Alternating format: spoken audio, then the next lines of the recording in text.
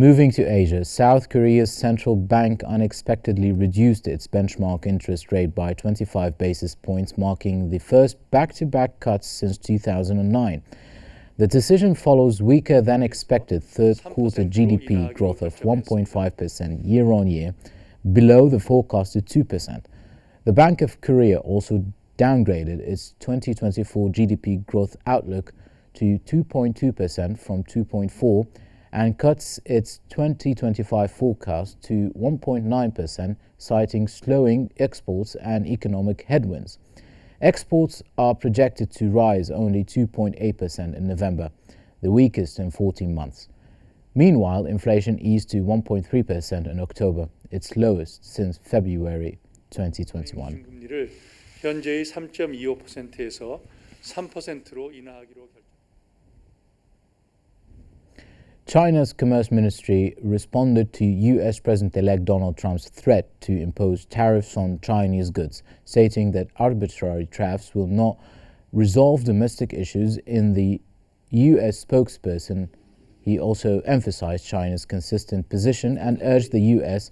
to adhere to World Trade Organization rules. Trump, set to take office on January 20, 2025, announced on November 25 that he would impose a 10% tariff on Chinese imports, pressuring Beijing to take action against chemicals contributing to the opioid crisis in the U.S.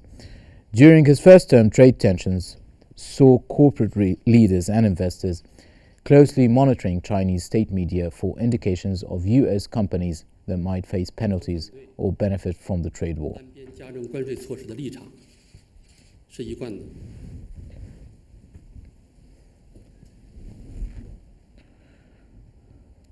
JPMorgan economists warned that China could allow its yuan to depreciate by 10 to 15% in response to higher tariffs under President-elect Trump. The bank predicts a 60% effective tariff on Chinese imports, up from 20%, which could slow China's 2025 growth to 3.9% from 4.8%, while the yuan has already dropped 1.4% since Trump's re-election. JPMorgan notes that a larger depreciation is unlikely due to financial stability concerns. The broader trade shock is expected to slow emerging markets growth to 3.4% in 2025.